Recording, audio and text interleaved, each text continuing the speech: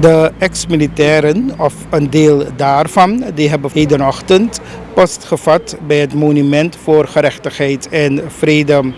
Waldo Jameson, de voorzitter van de ex-militairen, geeft aan wat het allemaal inhoudt dat ze ervoor hebben gekozen om vandaag hier te staan en waarvoor zij aandacht vragen. We staan hier vanmorgen omdat wanneer je gaat slapen, dan komen inzichten in je op. En wanneer de inzichten komen, dan ga je oppakken wat de inzichten je ingeven.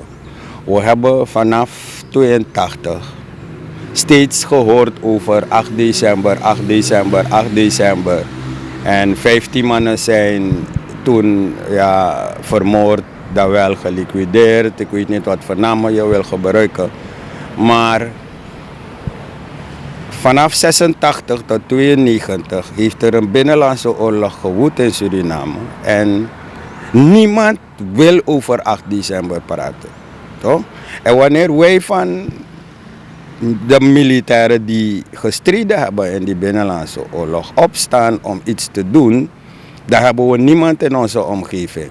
Maar zodra de mensen van 8 december, eigenlijk heb ik niets te maken met 8 december hoor, omdat toen er coup was in Suriname was ik 16 jaar. En toen, 82, was ik 18 jaar en ik had geen behoefte om in het leger te gaan. Ik ben pas op mijn 21ste in het leger gegaan en dat wel 2 april 86. En het binnenlandse oorlog was er niet, het was niet begonnen, er was geen idee, denk ik. Maar gaandeweg het traject na onderzoek heb je een paar dingen begrepen wat er allemaal zich vooraf heeft gespeeld. Maar feit is, we staan hier om, net als die mensen die gerechtigheid en vrede willen voor mensenrechten, dan willen wij ook die vraag stellen, hebben wij geen mensenrecht? Ja toch? Omdat staande de regering die heeft overgenomen in 87, is er per referendum een grondwet goedgekeurd door het volk van Suriname. En wel 95% van het volk van Suriname heeft die grondwet goedgekeurd. En na de goedkeuring van de grondwet is er in november verkiezing gehouden. En ze hebben grandioos die verkiezingen gewonnen. Met name de mensen buiten de revolutie hebben de verkiezingen verloren. En de oude politiek heeft toen de verkiezingen gewonnen. En toen de mannen de verkiezingen hebben gewonnen, dan hebben ze in besloten kring nu, met de meerderheid in de hand, alles op zich genomen en zaken proberen te bewerkstelligen die in nadelen zijn gevallen van de meeste militairen. Toch? En dan krijg je daarop ook in 1992, straks 19 augustus van de maand, daarom heb ik voor deze dag gekozen, want we gaan vanaf vandaag gestadig doorgaan tot bepaalde momenten aanbreken om aandacht te vragen. Want in 1992 dan, op 19 augustus, op mijn jaardag, heb ik een cadeau gehad. Een cadeau van je welste, waar ze de Jungle Commando leider amnestie geven. En wij die in het leger zaten, die zijn aan hun lot overgelaten. Er zijn besluiten genomen toen, vanaf na de verkiezing van 87, zijn er besluiten genomen waar wij vandaag kraperen. En wat staat op programma, wanneer je een gesprek aankondigt en men ontvangt je in een vogelsvlugge moment, dan wil men dan het natraject niet meer volgen. Toch? Dus als je het natraject niet meer wil volgen, dan zet je ons voor een dilemma. Weet je toch? Maar wij zeggen van, we zijn niet junkies, we zijn geen junkies. We hebben onze verstand op de juiste plek. We onderzoeken zaken ook. En we komen achter de feiten. We komen achter de feiten. 24 september 2020 heb ik 2 brieven geschreven. 1 voor de toenmalige minister Ivan Fernald.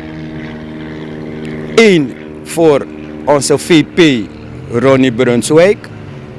En ik heb op de fiets mijn brief gebracht naar de residentie van Ivan Fernald. En hij belt me na een week. En hij ontvangt me thuis. En hij overhandigt mij dit boek. Maar ik heb vanaf dat moment geen enkele reactie gehad van die brief die ik hier heb gedropt op dezelfde dag. Dus ik dacht van oké, geen reactie gehad, dus dan gaan we op onze eigen houtje hier komen. Dus zo hebben we afgelopen donderdag gewacht gemaakt van de zaak om hier te komen. We hebben hier begrepen van de dienstdoende mensen hier dat die man niet binnen is. Hij is op bezoek bij de DC's en ze zouden me bellen. Maar ik zeg van nee, ik ga niet wachten op een telefoon. Ik verzamel de mannen hier, 10 uur. En dan gaan we kijken wat het na traject wordt. Dus daarom staan we hier. Maar het bijzondere van dit is dat we ook willen opkomen voor gerechtigheid en vrede zoals die ene groep het doet. Want als ik zaken onderzoek, en wat schetst mij de verbazing. Je hebt regeringen op regeringen gehad. Zoals ik het al eerder heb gezegd. Vanaf 87, na de verkiezingen, heb je hoeveel frontregeringen gehad. Zij hebben hun ding gedaan. Je hebt de andere regering gehad vanaf 2010 tot 2020. Zij hebben weer wat anders gedaan. Toch? Maar onze mensenrecht is niet voltrokken zoals het voltrokken diende te worden toen. Dus ik weet niet waaraan het ligt. En wanneer je zaken gaat onderzoeken, vooral wat hierin vervat is. Er is een commissie ingesteld toen tijdens Ivan Fernald zijn periode. En de mensen hebben met buitenlandse expertise zaken onderzocht en neergezet in dit boek. Dat de defensieorganisatie moest vasthouden om ons te accommoderen en doorgaan met datgene wat de mensen hier hebben neergezet. Hoe accommoderen? Accommoderen, dat wil zeggen toen ze dit ding hebben geproduceerd in 2008, waren we 100% inzetbaar. En nu? 100% waren we inzetbaar. Maar En nu? kijk nu de tijdspanne van 2008 tot nu. Vanaf 2008 tot nu, oké, 2008 tot 2010 was Ivan Fernald. Hij heeft al zijn best gedaan. 16 mannen in de defensieorganisatie. 29 man of 19 man moesten marktbeveiliging gaan doen. Santoki was justitieminister. Het is van de tafel geveegd. Nigeria heb je 15 man die daar marktbeveiliging gedaan heeft. Dankzij Jairam zijn die mannen overgeheveld naar RO. Maar hier in de stad is het niets geworden. Die mannen zijn teruggegaan in de kazerne en die mannen zijn daar blijven werken gewoon als burgerportier. En toen ze in het leger waren, had je dat we in schaal 7 zaten, sommigen van ons, want je had verschillende rangen. Anderen waren onderofficier, anderen waren corporaals, corporaal 1 en naar beneden. Toch? Nu daar die mensen ons in dienst nemen als burgerpersoneel, dan zijn we gedropt naar schaal 4. En nu na 12 jaar dan kan je niet meer opklimmen. Die mannen zeggen je bent tegen een plafond aangekomen. Mamigado, dit boek vertelt veel. Toch? Er moest een cluster komen tussen de stichting. Nu heet het reïntegratie ex-militairen. Militair ziekenhuis was er toen nog. PCS. Maar wat krijg je op een gegeven moment, na 2010, wanneer Ivan Fernald aftreedt, waar hij alles strak heeft getrokken. De behandeling is op gang, mensen gaan voor behandeling, mensen komen aan hun trekken. Maar na 2010 dan valt de samenwerking met PCS weg. Er komt een betalingsachterstand en mensen kunnen niet meer naar PCS. Dus daarom gaan wij vanaf vandaag weer aandacht vragen, maar in een andere vorm voor onze gerechtigheid en vrede zoals de mensen van 8 december het doen. In het verleden heb ik begrepen dat ze mensen die gelieerd waren aan het systeem van, want je hebt mevrouw Fleming, ik ga de naam noemen.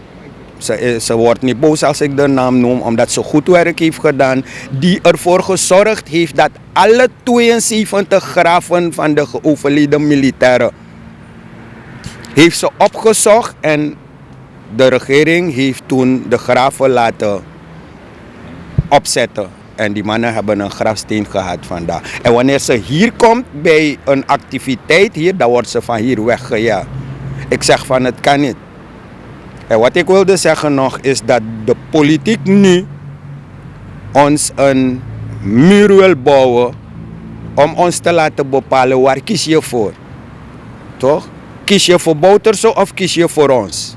Ik zeg we kiezen niet voor geen van die twee, we kiezen voor Suriname. Omdat toen we in het leger gingen, moet je goed luisteren, toen we in het leger gingen waren we jonge, fysiek sterke jonge mannen. Ja toch? Wat is er met ons vandaag? Zijn we junkies geworden? Om 100 SRD als verhoging te krijgen op een 200 SRD die we moeten krijgen? 1000 SRD voor de mannen die invalide zijn? Is dat geld? Maar we zien dat mensen geregeld worden op posten. Maar wij hebben voor het land gediend. Anderen hebben 12 dienstjaren, anderen hebben 14 dienstjaren. Maar een pensioen kunnen die mannen niet krijgen. Waarom? Maar een minister treedt in een jaar af en hij heeft voor de rest van zijn leven een pensioen en alles erop en eraan. En maar privéauto, en maar alles aan, en maar beveiliging, en maar alles aan dat. Unuda om krapeer. We kunnen niet zo verder doorgaan. Daarom gaan we opkomen voor gerechtigheid en vrede zoals de mensen. Mokaraning, de mensen van 8 december, ze hebben ons jarenlang geteisterd met dat van 8 december. Wat die 15 man hebben gedaan is mij pak je niet aan. Ik was jong, ik weet het niet. Maar toen ik in het leger ben gegaan, hebben we onder wettelijke omstandigheden gediend en geploegd en gezoogd. Zijn oog is een valse. Heb ik in de Binnenlandse Oorlog verloren. Ik leef al 35 jaar zo. Van het jaar heb ik een probleem met SCF gehad. Waar ik alle 100% medisch had van het militair ziekenhuis. Ja? Over mijn naar Baso.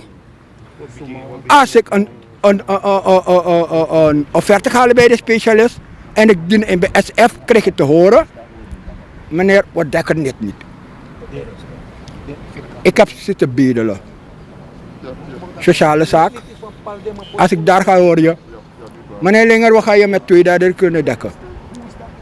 7700. Die ook kost 11.700. Ik heb een brief geschreven naar de minister. Ja? En naar een vicepresident. Ik heb 3 maanden lang achter de vicepresident laten lopen. Voor 4000 SRD. Om erbij te staan. Nooit antwoord gehad. Meneer, wat ga je bellen? Meneer, wat ga je bellen? Meneer, wat ga je bellen? Bon actief minister. Defensie. Via Stichting Nazara. Atorat City. Maar ik heb maanden moeten wachten. Laat men dat ding van wij die gestreden hebben, die invalide zijn geraakt. Ja? Laat me ons 100% medisch geven. Mijn oor zelf. Ik ga naar de KNO-arts, dokter De Bie. Wat krijg je? Je krijgt een recept.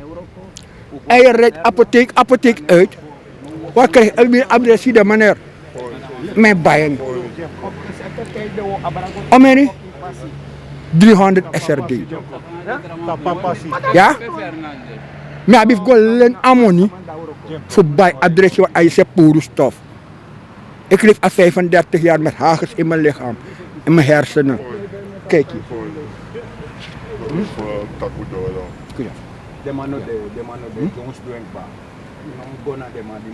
Elke avond haal ik hem weg en ik plaats hem. Ik ben tevreden met mijn libi. Maar ik vind dat je. Ik ben een datra. Of een specialist.